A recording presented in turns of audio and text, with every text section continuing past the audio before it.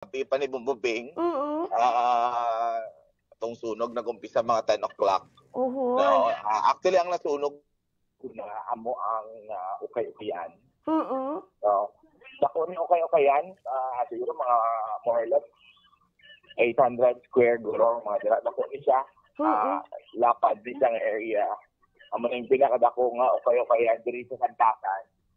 Oo, so kasubo kaya amon kaya tapad kami ang amon budiga kag ang balay sang ugangan ko sa Balbon family na dalahing back na tunog. Ohoy, pero kagabi ka, wala pa na lamitan ning imo nga bodega kag ang balay sang imo nga ugangan. Actually kagabi Ma'am Bing, dito ko sa site, no, mga pagtunog, mga siguro mga 10:30 dito na kami. Oo. Ang natabo, pag naghalin kami sa area mga 12 or to 12:30, Mm. do ano na siya, do fire out naman. Oo. Actually 12:30 to 1 nag-pull out na yan ang mga ambulance, mga fire truck sa ton. So, ang nasunog sa to, ubos ang kayo-kayan, tapos ang balay nila ugangan sa Northern Family, sunog na gid, ubos na gid. Oo. Ang bodega, way pa. Mm. Okay, so ang bodega, abdi may distance kami sa balay. So, sa front ka na part, malapit sa gate. So, kaya wala pa siya natapay na time, mga 1 a.m. So, pag-declare sa daw fire out na bala, pag meaning fire out, nag-pull out naman ang atin ng mga ambulance, mga fire trucks, pagtanan dito nga, dito, nag-crawling na ba? Mm. So, nakibot kami, pag-abot ng 2:30 to 3 a.m., wala na, ang bodega naman na natutog. So, nadalahig ba na hindi namin na-expect, pwede kami nagpuli na kami. Oo. Bakit na lang gani kay Bidlan ko man sa mga bipat, sa mga bantay, pero natin mo sa kasusang tunog na moving. Oo. Ano ining unod sang mga bodega mo ka? Ang sa bundaga ko pong BKT, may Harako brand sa Tampakan na hardware. Oy. May, so it's more of construction materials, din siya. Oo. Kay ang pwesto ko, atubang tinipwesto ko, tapos ang atubang sa pwesto ko, ang momento ang among bodega. Oo. May mga na save dito na ubos gid ang naka-stock dito ka. Actually, una na kami nag-pull out gabi. Kasi considering bala nga daw clear na kani balatanan. Oo. Oo, so dako gid ang damage kay na ubos itong bodega namon ba. Tanan nga stock dito. So, full ako mag-ubos gid sa bubing. Oo. Sa estimate mo pila ang balor sa to sang bodega mo nga naubos ka? Actually, ang dako siyempre ang bodega pa lang may cost na, ang materials pa, mga araw dito mga stock. Tanda ko man siyempre ang balay nila ugangan. Dako kay ilag nga sa house. Oo. Oo, actually, sinestimate pa naman kung bubing, no? Medyo dako din ang damage ng bubing. Oo. Sa sa inyo nga pagkadto dito kagabi, diin ang possible nga ako sang sunog kung halin sa ukay-ukayan siya, ano ang possible nga ginhalinan ka? Actually, Bing, based lang sa istorya kagabi, kasi istorya ko man ang mga taga-PNP, istorya ko man ang taga-fire. Oo. Tugid sa ukay-ukayan ng clean daw ang source. Ang source ng sunog. So, di pagambal sa ukay-ukayan, di puro din sa mga bayo. At i-peptig, damo sila na stock at di Bing, yung pinakadako nga ukay-ukayan sa Tampakan. So, dasin ng kalat ang palayo sa Bing. Oo. So, hambal mo, may distansya man ang imo nga bodega sa balay ni ugangan mo, pero how come basi may mga residue na nga daan sang mga baga or ano nga na ara dito sa bodega mo gali? Possible amo na ka? Possible gid Bing do mo gina ang pwede maging cause kay siyempre nag-fire out na tapos ang bodega actually may firewall siya. May firewall siya dapat sang okay-okayan. siguro kung wala ang firewall, dahil daw ako pag ang damage kini. Basi maabot pa to mga bakery, mga barbershop, kag mga grocery nga tapad. May na lang wala manabot ako. Oo, okay. So, sa subong nga tabo, may ano pa no, wala pa man nakapagwa ang BFT sang ilagid nga final nga investigation, no? Oh, Asa yes, estimate mo lang actually ka? mo bobing. Oo.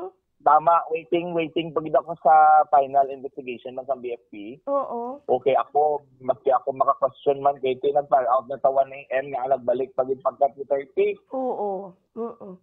Oo, so ako mahulat man ko sang ilang investigation kay hindi man naman niya expect ang moving nga amo nang matabo.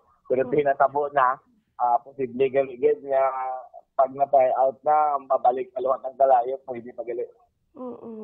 Ka subo man sila nga sira. Pero sa estimate mo lang ka, pwede natin mabalance. Estimate mo how much? Dako siguro bumubing, hindi siguro magbaba sa mga 5M or more siguro bumubing. Oo. No, kasubo ba sa scenario. Pero at least po, wala sang may pilasan. Kumusta ang tiner sa balay ni Ugangan mo, Kap? At to maayo man na bumubing kay naara bidra ang utod ni Ugangan, si Ate Payet, amo na daang daw caretaker. Okay. Talagang tagayutan. Oo, tapos maayo na lang kay tingala siya daw nga nagainit daw or nagasanag ang kasin niya sa atop bala sa kisame. Oo. So mo to nga himas-masan siya nga may sunog, may kay naka-out siya. Wala na dala. Importante wala sang kabuhi nga na damay bumubing. Oo. Pati sa okay-okayan, no? Kag sa wala man sang may nalamita ka. Wala man so far bumubing sa pagkadulokod daw wala wala sang kabuhi nga na kuha bumubing. Okay, sige. So, subong ko na to naton kung ano may final investigation sang BFP. So, sa imo, no? Daw ini nga imbis nga bare months na supposedly manginhappy na kita daw masubo ni kag trahedya no for your family. Ano gusto mong ipalabot karon, Kap, no sa publiko? Yes, siguro mumubing amo lang na natabo pero amo ginaganay aton is maghalong di kita permi. Especially sa mga sunog nga amo ni hindi gid balance so sa maabot. No?